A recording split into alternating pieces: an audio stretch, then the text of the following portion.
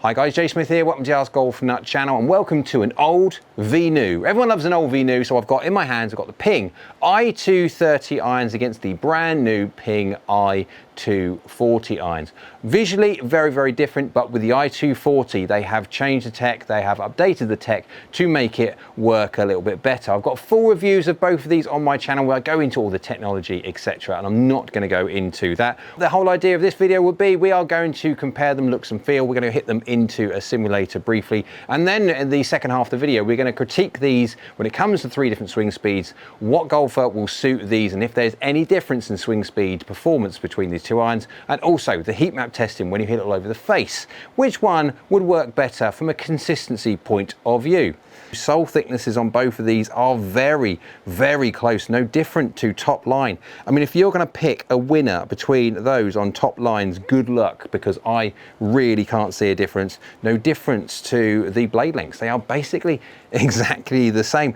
Basically, guys, I can't tell a difference. Down by the golf ball, the one thing I do like about both of these, they've got the white line-up lines, which really frames the golf ball well. Lines really, really well. I think that's a great thing that Ping have always done. The change in MOI, the change in center of gravity of the new i240, they are saying launches the golf ball better. We'll have a look at that one at the second half of the video.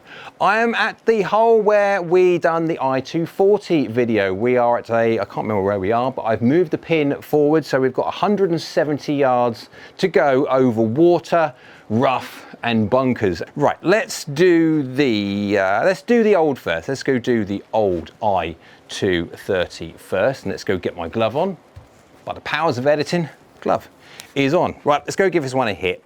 Again, down by the golf ball, I wouldn't be able to tell you whichever golf club I've got in my hands.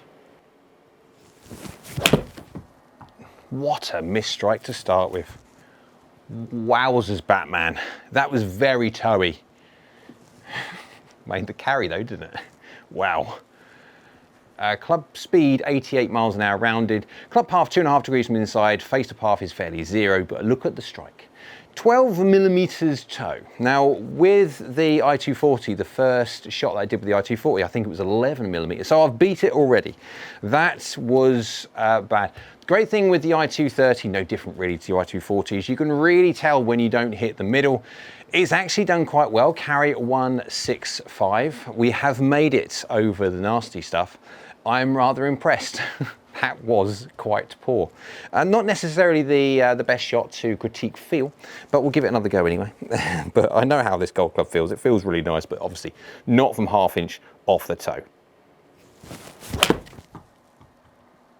That's just a direct pull, that. Face slightly over closed. I mean, that is safe, that is on the putting surface, and that's all you'd ever want. Yeah, club head speed 89.3 miles an hour, path is good, face is over closed, giving it a little bit of a tuggy draw, but it's absolutely fine. It's 10 yards left of target, 30 feet or so. It's definitely three putt territory, but you take it. We're looking at 169 yards of carry because of a little bit extra on the club face rotation, just being a little bit cheaty when it comes to distance. But then again, you do get the, for a right-handed golfer, long left, short right, 34 yards in the air, 48 degrees descent angle, doing absolutely fine. But 7 mil toe, 7 mil low, wasn't the greatest of strikes. Definitely can feel it. That's what I like about these golf clubs. You get a very, very good understanding of where you hit on the face. You get that feedback that you want. Sometimes you get in game improvement irons because of the tech that's in it, how big they are, etc. You can get a bit numb when understanding where you've hit it on the face. These, you can really get an understanding where you're hitting it. Come on, Jay. Let's get a half middle hit. That's half middle hit. Fractionally toey, you take it, but it's still absolutely, it's making the carry. It's just doing really well. You take it all day long. Single digit miss at least this time. Club speed 88.7 miles an hour, club path is good, face to path is good, slightly toey delivery, 9 mil toe, 1 mil high, but effectively single digit missed, just. We are going 36 yards in the air, 49.3 degrees descent angle, just working, just go into a green and working really well. Now, I haven't done this one justice for the 3 shots that I've hit, because we have to go over to the i240 to understand how well it feels from a very centered strike. I've hit this enough out the middle now to know just how nice this feels. And if I was to critique this after doing the i240 like for like out the middle, I do prefer the i230 from its feel. Let's go flick over to the i240 and let's see how that one does. Back now with the i240 in hands, absolutely you can definitely tell you've got the i240 in your hands. Not only obviously does it say i240 on it, but you have got that distinct carbon look at the back and you have got that very much so full cavity design. Down by the golf ball, again, really, I can't tell if I've got the i230 or i240 in my hands. It basically looks very similar. That's low on the face. Absolutely fine, a little bit tuggy, no different to the i230, it's safe on that line. Club speed 90 miles an hour, a little bit drawy delivery as you can see there, club path 2 degrees from the inside, face over closing slightly as you can see, 0 mil hill, 7 mil low. I could feel exactly the fact that it was low on the face as soon as I hit it. 169 yards of carry though, but again that is a little bit cheaty because I've got the face closed which reduces loft a little bit and it's going to go a little bit further. 7 mil lows, not the greatest of strikes, but you still can feel that this one, it just feels a fraction more firmer. Now, it's still got elastomer. I don't know if it's got the same amount of elastomer between these two. Now, these are both cast golf clubs. Ping, generally speaking, make very, very good cast golf clubs. They don't really make forged, they do, but they are talking about this, the top end kind of idea. This one has always been cast, and to make, from the i230's point of view, something that feels just as nice as it does, was a real win. And now, I don't say that I don't like the i240, it's absolutely fine, but if it's going to be from a preference, and we're talking about opinion and subjectivity, what I feel only, not what you look like when it comes down the lens, if you like it or you don't like it, it would be up to you. I prefer the i230, just because it's just slightly softer, like for like strikes. Well, that's 2 for 2, face over closing, twice on the bounce. Absolutely making the carry, no worry whatsoever there. It's fractionally towy, but it's just good. 88 miles an hour club head speed, path is 0, face again is just fractionally over closed, 6 mil toe again, it's just slightly towy, you can feel exactly where you're hitting it on the face. 35 yards and yeah, 49 degrees of center angle, that's stopping on the green, and you can hit this from nominal misses around the green. I've got no worry whatsoever the fact that I'm going to go into that bunker, none at all. Okay, if you're going to spray the face, there are golf clubs out there which are a little bit more helpful, shall we say. Any golfer could play this, as long as you don't absolutely spray the face. Every golfer has got some modicum of control, can play these irons. They look good, they feel okay. Again, that's all down to what you like, guys. Subjectivity is your own thing. What my opinion of what I like is mine alone. There you go.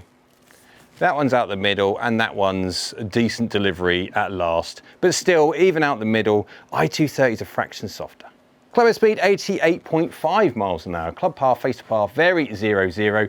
Still fractionally toe, it is such a tiny miss from middle. I'll take that, that's fine. 5 mil toe, 4 mil low.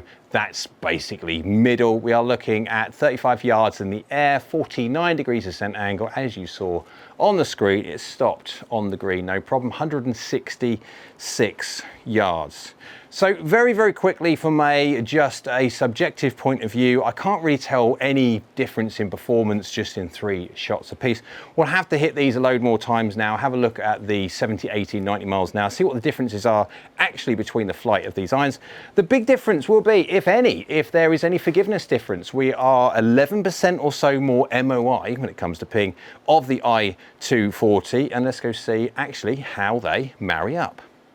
All the shots now hit with the i230 against the i240. We'll do the 3 different swing speeds, 70, 80, 90 miles an hour in a second. We'll do the forgiveness first. All this information you're going to be seeing is straight from the website www.AskGolfNut.com, where my website members will be able to choose from the tiers of information, depending on what data access they want. The information you're going to be seeing straight away here is the heat maps, which is the bronze tier, and you'll be able to see how well they do. So on the screen, we have got the i230 first. On the top left-hand side, 22 millimeters on the left-hand side, that is the toe. Minus 22 on the right-hand side, that is the heel. Also got high and low. We're looking as though it was a flat face right in front of us. We're looking at face on. We've got that blue line. What does that blue line mean? That is a turf interaction line, which effectively means if you are going to hit the golf ball 5 or 6 millimeters higher than you really should do, you are going to be interacting with the ground first. You can hit the ground first. You haven't got to worry about how efficient high on the face is, which it isn't anyway when you're hitting the floor first. The floor will going to take so much speed out of your golf shot.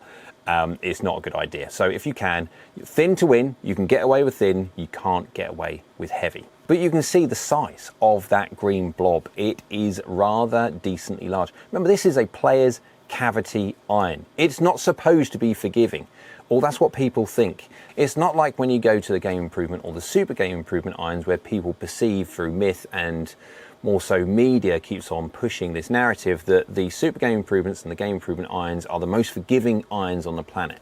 Not necessarily, because why? They are one of the fastest on the planet from the middle. Manufacturers go really hard at trying to make the Super Game Improvement and the Game Improvement irons really, really quick.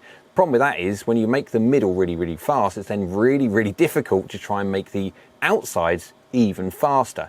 You then run into the issues of trying to do variable face thickness and potentially pushing the material and the technology a bit too far, and you get face failures. Now, other manufacturers, I won't name them, have had face cavings on their irons, etc., and that's because effectively they're pushing the boundaries a bit too much and past the point where the metals can actually keep their structural integrity.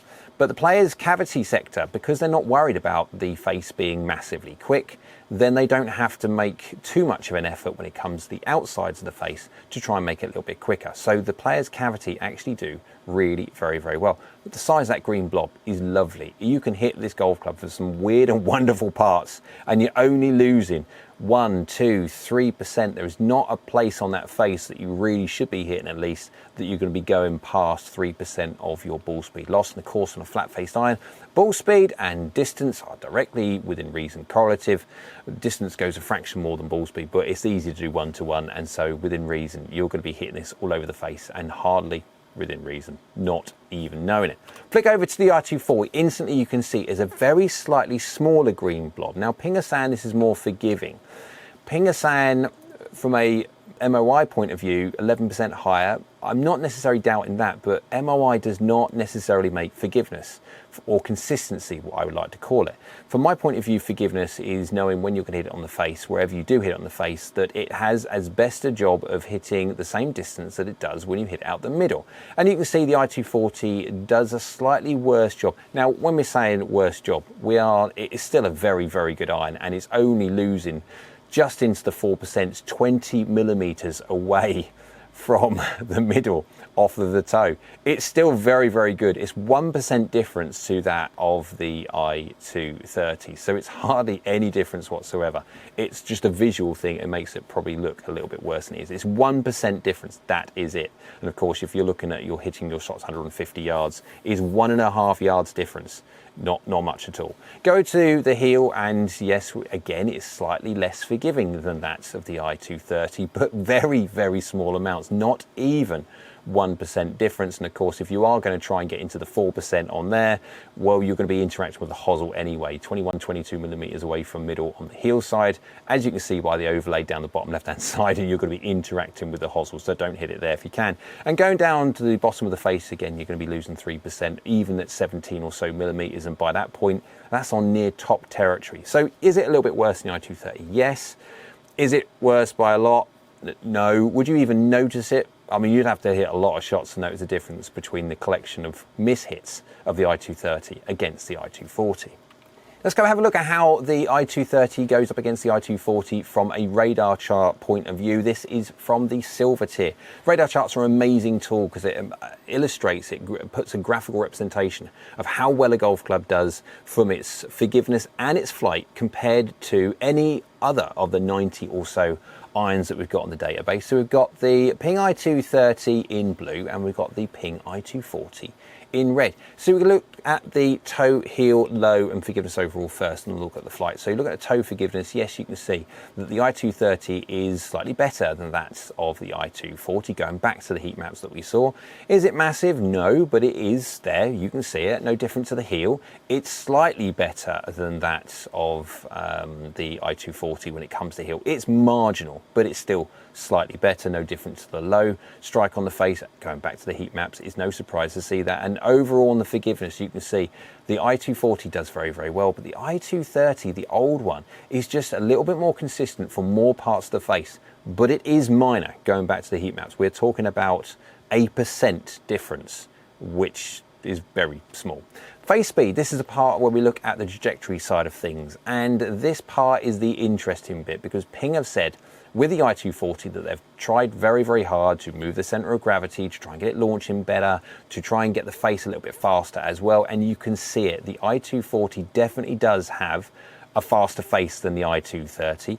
The reason why the i230 was very, very good is because it's got a slow face, and if it's got a slow face out the middle, it doesn't have to work too hard to do some tech to the outside parts of the face to make it faster.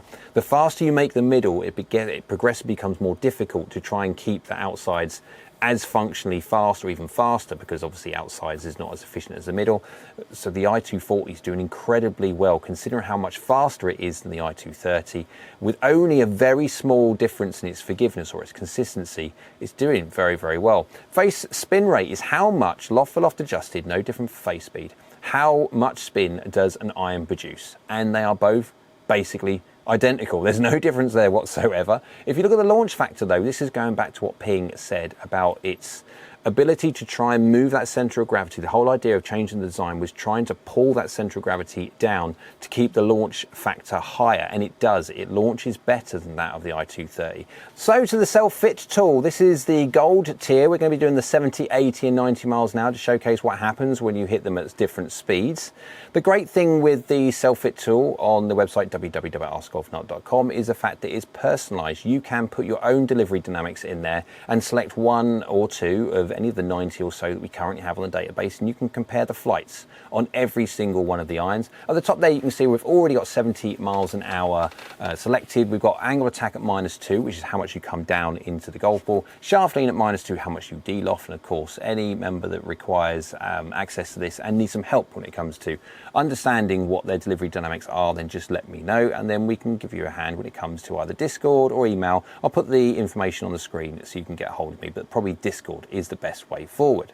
But you can see on there, if we go the i230 in blue and we've got the i240 in yellow, we've got the 7 iron selected just for a like-for-like comparison, and you can see the fact that the yellow is slightly higher and slightly longer than that of the blue. No different, going back to the radar chart where we saw the launch factor was really, really good, and you can actually see the face speed was really, really good as well. You can see by the launch it's just slightly better. It's half a degree better in launch. It's carried 2 yards longer. We're not talking massive, guys, but again we are talking an iteration difference. If you are a 230 user, are you going to dump your 230s on the basis of going out and running to get some 240s? Probably not, and Ping don't even think that anyway. Really what Ping are thinking for the i240 is that they're looking at golfers coming from previous generations, even within Ping or other brands, would then be looking forward to upgrading to the i240. But it's 2 yards longer in carry, like for like, 3 yards. They're looking at 22 yards against 23 yards. Again, 1 yard higher because of that better launch factor. Descent angles within reason exactly the same, 1 degree better than that on the i240 over the i230. It's doing really well. From a slow swing speed golfer's point of view, it's longer, it's higher, it's more functional into green. It's a win-win-win. If you go 80 miles an hour, keep everything the same when it comes to dynamics, angle attack, and also shaft lean, but just increase the speed. You can see that the max carry, the i230 goes to 142, where you've got 144. You've got that extra couple of yards again. We're looking at the average carry is basically the difference between when you miss hits the i230 and i240 or any golf club in question by about a ½ inch miss around the face on average. What kind of drop off do you get? And this is where you see the consistency difference point of view. But you're going 1 yard higher on the i240 again, and we're looking at nearly a degree difference in its descent angle again. Launching higher, stopping quicker, going fractionally further. The i240 is winning again. Go to the 90 miles an hour, the full on 90 miles an hour, and you've still got that couple of yards gain on the i240 over the i230.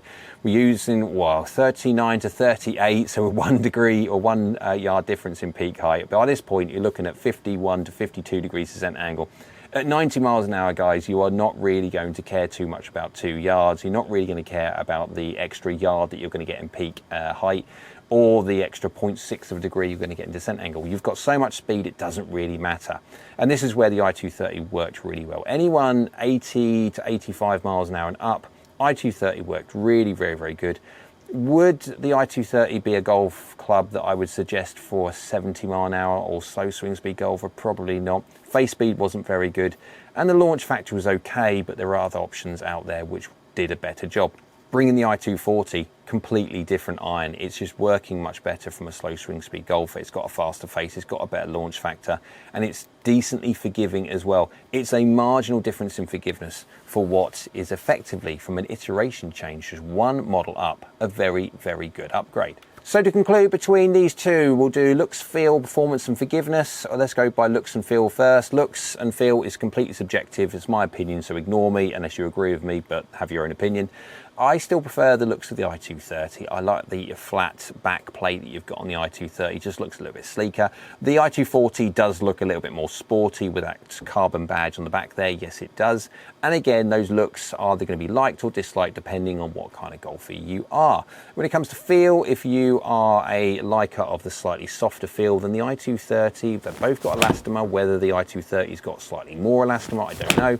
But the i230 fractionally feels a little bit softer, if that's something you like. And if you like a little bit more of a crisper, a marginally crisper feel, then the i240 feels very good as well. Performance wise, it's going to be an interesting one because every single metric within reason, the i240 wins. Its face speed is much better, its face spin rate is basically equal, but its launch factor is really very good. It's a very good iron from the point of view of performance alone. Putting the forgiveness side of things, yes, compared to the i230, it's fractionally worse. Not much whatsoever. We are talking about 1% here, maybe 0.75% there. It's such a small amount. Really, would golfers understand and see the difference in the miss hits? You'd have to hit a lot of shots. Possibly on the odd occasion when you hit one at a certain point and it goes in the bunker rather than just making the carry, then you'd wish you'd got the i230. But guys, it's such a small amount that the forgiveness difference is very little. And generally speaking, going back to what I said before, Ping are not looking for i230 users to dump them straight away and buy the i240. They don't expect that whatsoever. This is very much so for a golfer which is coming from generations ago irons and looking into the new upgrade, and they're looking to make the i240 in every single way the best they can do perform better than the i230, which on par they've done quite well.